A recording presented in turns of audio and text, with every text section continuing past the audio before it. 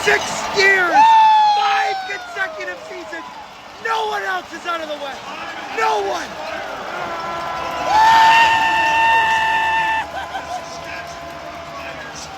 It's on Toronto. It's on Nick Arbuckle. We're going to great back to Winnipeg, motherfuckers. Yeah!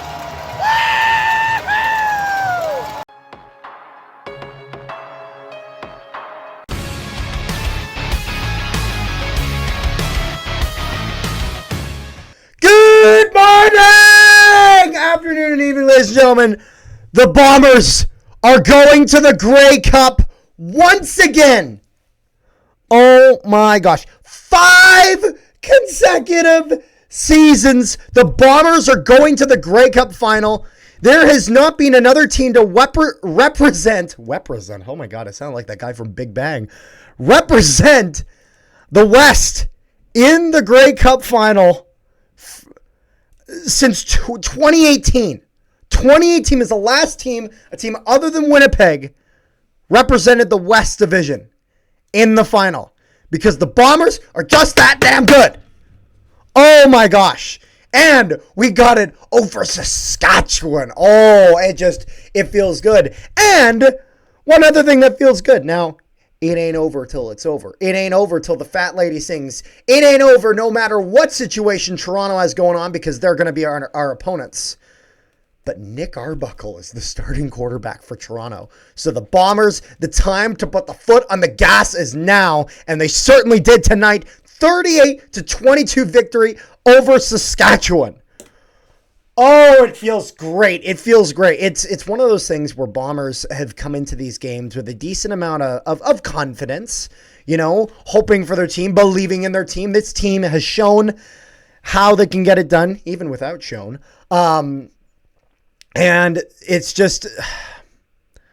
so exciting to see. It is so exciting. There was 29 years of the Bombers not being able to get it done, of not being able to get to that game and get that win and whatnot. They'd been to the Grey Cup final within that time period, but not finish it, finish the story, as Cody Rhodes would say. And now the Bombers have a chance to take what is, to some people, is it a dynasty? Is it not a dynasty? And say, yeah, it fucking is. We have a chance to do that. We have a chance to avenge the loss 2 years ago to Toronto and get it done and get, I think it's our 13th franchise Grey Cup. I hope this banner becomes out of date soon. I hope so. This one right here. Hope that becomes out of date soon and I have to buy a new one because if so, that means the Bombers got that shit done. Now, first of all, pregame. Actually, I wanted to thank you to all who tune in to Canadian Football Central. For maybe viewers that are not aware, that is the other channel that I run along with Rick, friend of mine. He's a Ticats fan. Canadian Football Central, link to that down in the description below. It is league-wide CFL coverage, and we were streaming the Toronto Argonauts Montreal Alouettes game. I had to leave, and he streamed the rest of it on his own, like a champ. Then did the West. I saw some of you guys tuned in for that. Thank you guys so much for supporting what we're doing there. And Rick put in a lot of work for that today, and so really appreciate you guys checking that out. Also appreciate you guys checking out this video. Make sure you guys leave a like if you haven't already. It says it in the corner right there. Leave a like, share as well, and subscribe if you haven't already. But before this game, Argos Alouettes game, an absolute mess. They got there's 8 turnovers in that whole game. Ridiculous. No one could hold on to the ball. And it was one of those things where at the time, me and Rick were saying, man, whoever wins the West, that's an advantage to have. And that was even before Chad Kelly gets injured. But then I would get to the stadium and I'm real excited. And I was just hyped. The Bombers had really upped the pyro budget, as you can see here.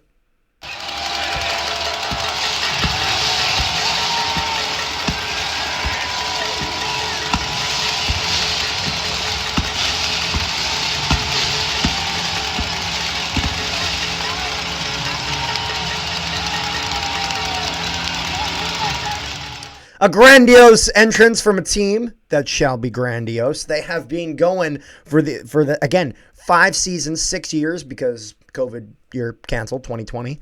And then it's funny because they would go to do the coin toss. Brett Lawler is the guy speaking for Saskatchewan here. Obviously, away team gets to do the pick.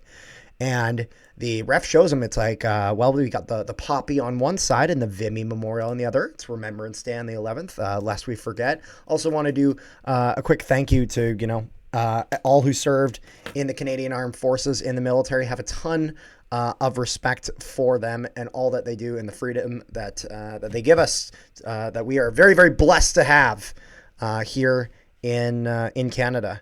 And also want to send condolences.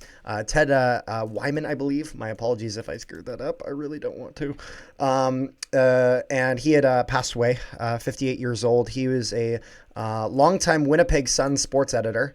And he had passed away at 58 years old from cancer. So condolences to all the friends and family of him. That's just terrible. At 58 is just way too young for anyone to be gone. So condolences there. Was happy to see Princess Auto Stadium did a moment of silence for him. Now, so anyways, on one side of the coin, they have the poppy, and on the other, they have the Vimy Memorial. And they ask Brett Lawler, would you like the poppy or the Vimy Memorial? Brett Lawler said, tails. Now, I don't know if you heard what I said 2 seconds ago, but heads and tails were not the options given. It was the poppy or the Vimy Memorial. So the Riders were out to a great start.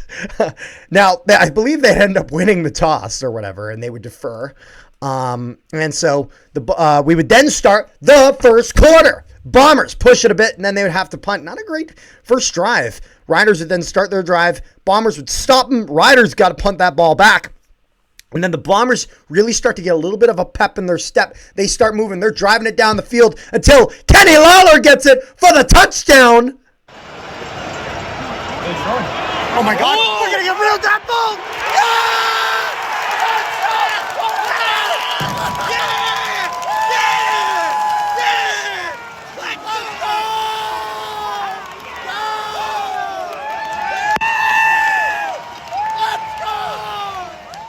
Kenny Lawler gets it done. Conversion is good. 7-0 Winnipeg. Riders, they then go in. They go 2-0. Don't get anywhere. And then the Bombers get back on offense. And there will be an insane pass for the man I said before, Kenny Lawler. Oh, my God. Oh, my God. Shit.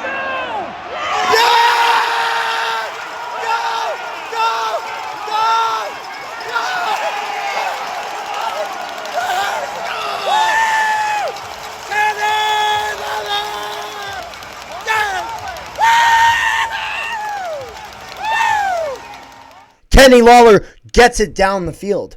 Now the Bombers, they could run the ball a little bit. They could get a little bit, or they could go bold. They're going to go bold, and they're going back to the man I mentioned twice before, Mr. Kenny Lawler, his second touchdown of the night.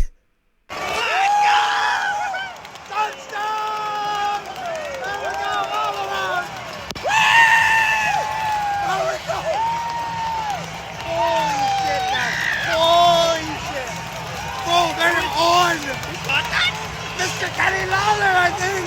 I don't even know who cares. Woo! 2 touchdowns for Kenny Lawler. The conversion is good. 14, no score, Winnipeg. The Riders would then get going. They try to respond, go down the field a bit, and they're going to get a little bit lucky. There's no catch. However, defensive pass interference against Evan Holm. The Bombers are going to get driven back, and Brett Lawler then gets the Riders on the board with a 40-yard field goal, making it 14-3 Winnipeg. Caleres then takes an intentional grounding penalty. And I kind of get this. I thought it was a little weak for that, but it was one of those things where I kind of understood also that Saskatchewan couldn't catch a break. And so, fair enough. 2nd and 20, though, then to start the second quarter. And they would try, wouldn't work. The Bombers would go to punt. However, good play by the Riders, all fairness, as they would block the punt. No!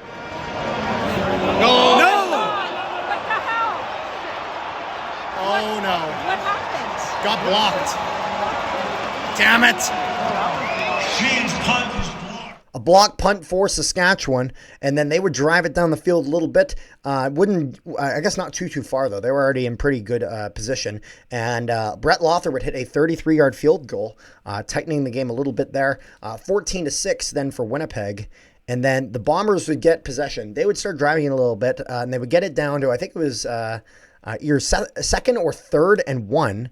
And so Terry Wilson comes out to do short yardage. And Terry Wilson gets a huge gain as he escapes contain, gets out, runs it down under the 10-yard line, I think. And, well, check that out.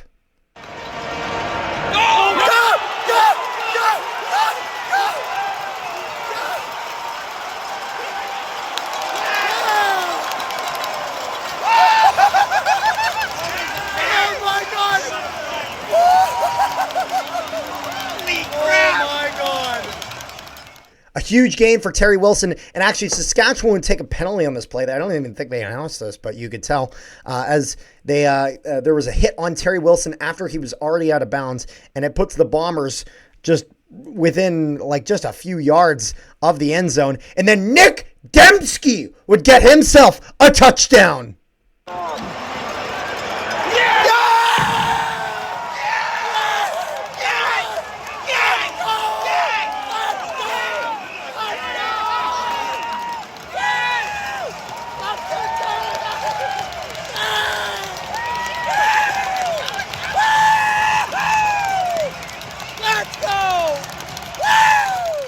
Touchdown for Dembski. Conversion is good. 21-6 Winnipeg. And it's just getting started. There's still a lot of time left in the half. And the Riders would push the field. But then Haba would get the Bombers' first sack of the night.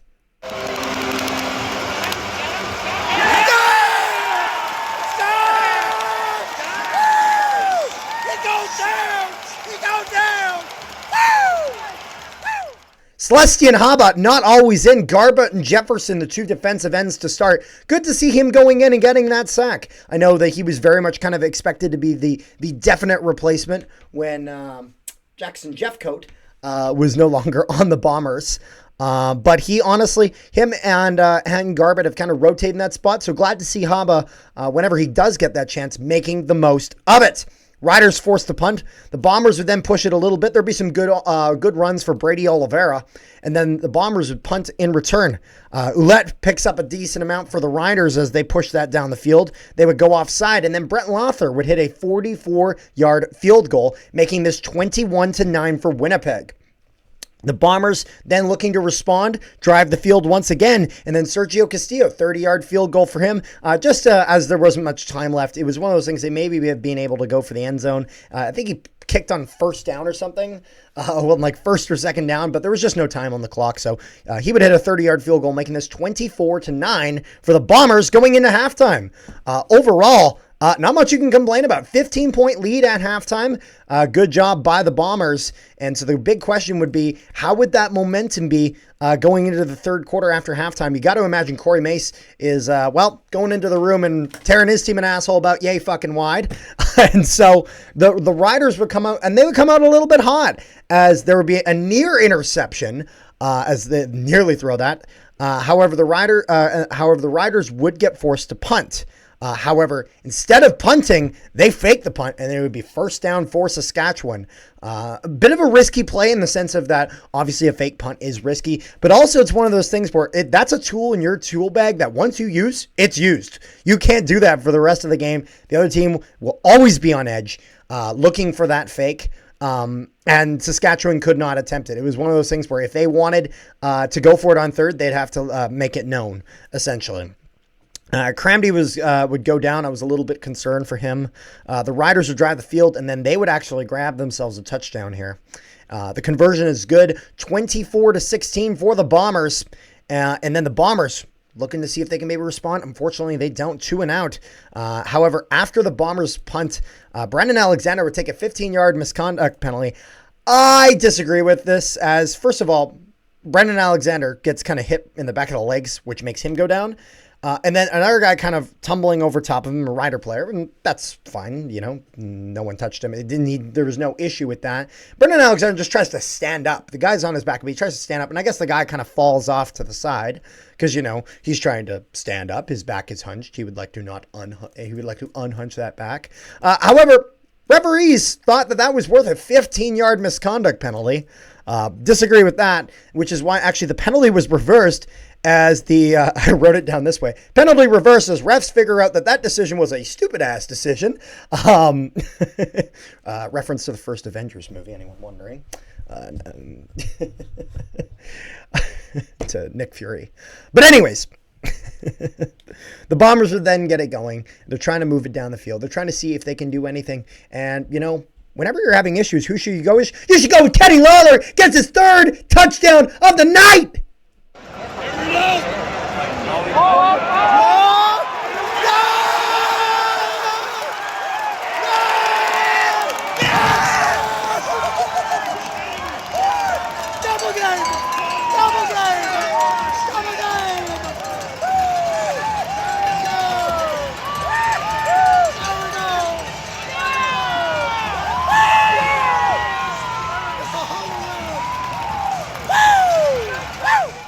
Kenny Lawler, 4 passes, 3 touchdowns with one hell of a game. Conversion is good, 31-16 for Winnipeg. And actually, one thing I'm going to do, I'm actually just going to look at the stats here. I'm curious how much he got. 177 yards on those 4 receptions. That's right. He only got 4 receptions all game. 177 yards, 3 touchdowns. Kenny Lawler, he is him.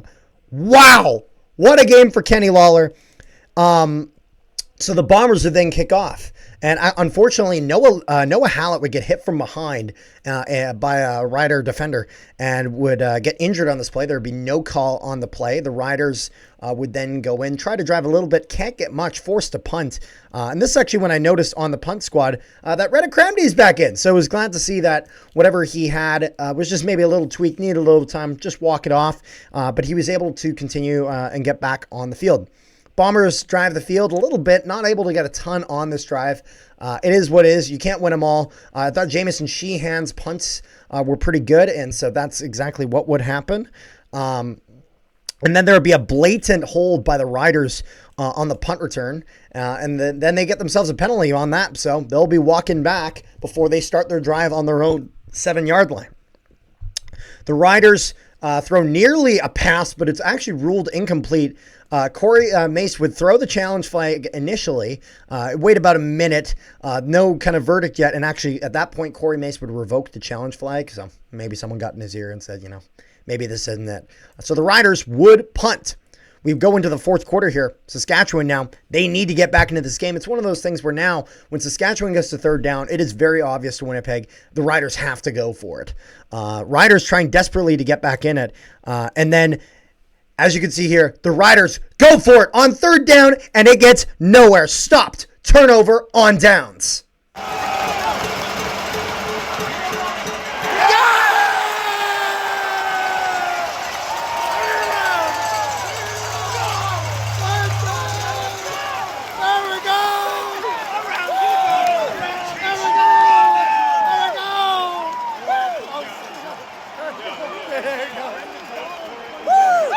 Shit around. Woo!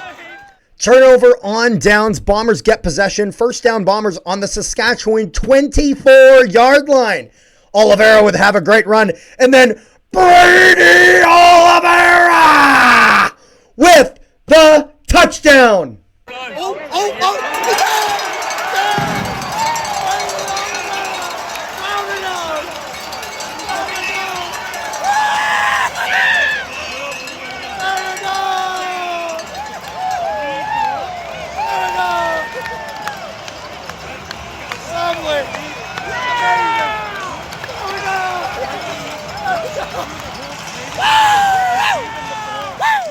Convert is good. 38-16 Bombers. 38-16. The Bombers just lighting them up. I am ecstatic. I mean, you saw all the videos. You could see that I'm just losing my shit. And then I wrote, Corey Mays challenges for something I don't even know. And then, so I think maybe pass interference is what he's challenging. But realistically, it's also possible that he wanted to call a timeout, just give some of his guys a chance to have a little bit of a breather. And at the end of the day, it's also one of those things when they're challenging like that, they're just hoping for something. They're kind of looking to find something out of nothing. And occasionally it works in terms of a pass interference call, but not this time. The Riders would then punt it. However, Lucky Whitehead botches the return as it basically hits his hand, and instead of just jumping on it, he tries to pick it up and accidentally boots it with his foot. Saskatchewan gets on top of it. Not gonna lie, not the best decision there by Lucky Whitehead. At that point, just jump on the ball, take the possession. However, the Bombers would then have their second sack of the night as it's Reddick Cramdy gets himself a sack.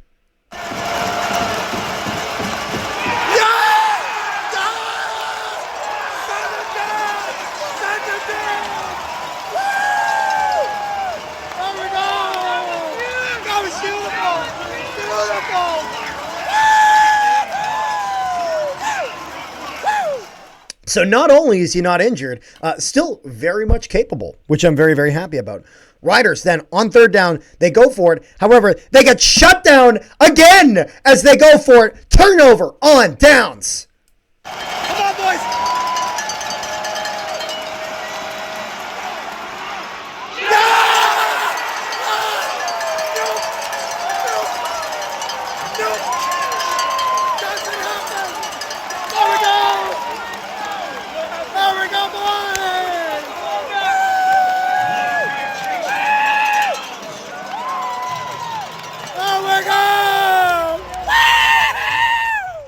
Turnover on downs, and I'm thinking, it's time to run that clock. It's Oliveira time. Let's go. Bombers punt after killing a lot of clock from a few runs from Oliveira, and there'd be 2 minutes and 46 seconds left as Saskatchewan got the ball.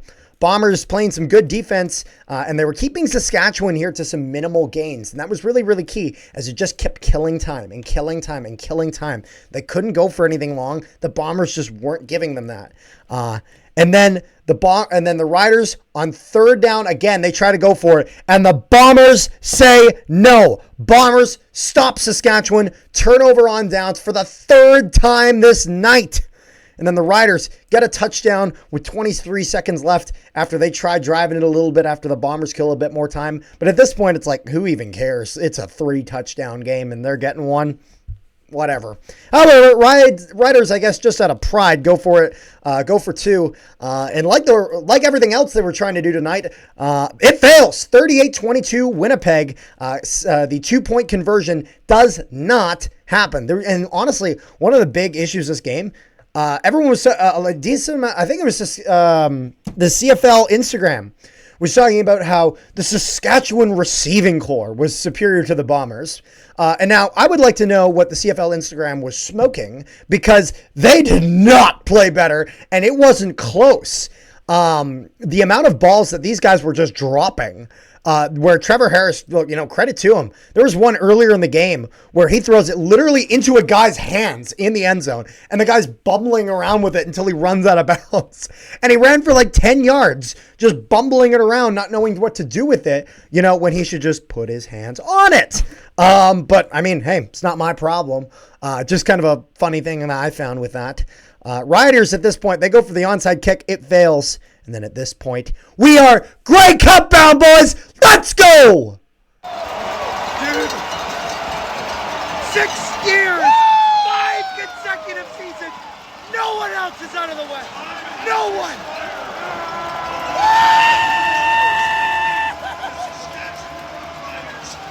It's on Toronto. It's on Nick Arbuckle. We're going to Great Cup back to Winnipeg, motherfuckers. Yeah! The Bombers win the West and see the trophy that they're just all too used to seeing, that West Division trophy. But at the end of the day, that's not the trophy we're looking for. We're looking for the Grey Cup. We're looking to become the 13-time Grey Cup champions. I'm looking to get another ring to this collection. I'm putting my fingers on it because I don't want them to fall out. But I would love if, we can take the dynasty question out of there and make it a statement by adding a third one right next to these two bad boys. And man, they have it in them. They do. This Bomber team can do it. The 0-4 start to the year, they come back and they show so much resilience. This Bomber team has it. They do. They win the West. They get the West final. They get that home game. And then they get it done against a pretty darn healthy Saskatchewan Roughriders. I think it was Trevor Reed they were missing, along with, I can't remember if it was Sean Bain Jr. or it was one of their receivers or whatever. But, with the way all their receivers played tonight, that was not the reason. Bombers were the better team tonight. They were. Labor Day, Banjo Bowl, playoffs. The Bombers own the Riders. And man, that feels good. That feels damn good. And I could not be more excited for the 111th Grey Cup. The only thing I'm not excited for out of that is the Jonas Brothers. Let's be real here. Jonas Brothers kind of suck. But anyways, we'll probably actually have, I think Rick will be streaming the Grey Cup on Canadian Football Central, so make sure you guys check that out. I'm not sure if he will 100%, but we'll have our review of both division final games on there, and as well as our Grey Cup preview on there. I might join him kind of here and there for the Grey Cup live stream if he ends up doing it. I'm with family most of the time, so I don't think I'll formally join it, but I might kind of give him a call here and there and give my thoughts, kind of like the Deal or No Deal, the guy calling on the phone to give his thoughts. So I want to know what you guys thought of this game, seriously. And also predictions for next week's Grey Cup, Toronto versus Winnipeg. I really, it's got to be the Bombers, right? It's got to be the Bombers. And I want to know your guys' thoughts on this video, all that sort of stuff down below. So make sure you guys comment. Make sure you like if you haven't already. I told you to. I might be sad if you don't. And subscribe if you have not already. Again, I told you to. Might be sad if you don't. Is what it is. I could not be more hyped for the Grey Cup in just over a week. Just over a week. I think it's Sunday. Yeah. So make sure you guys tune in for all the stuff we got coming out. And win, lose, or draw, no matter what it is, I'll have my recap, my reaction out on this channel where I will either be sad in despair for the third consecutive year, or I'll be back on Cloud 9 as I was a few years ago. So make sure you guys tune into that. Thank you guys so much for watching. Peace, love, and positivity to all the wonderful people at home, and I will see you guys next time.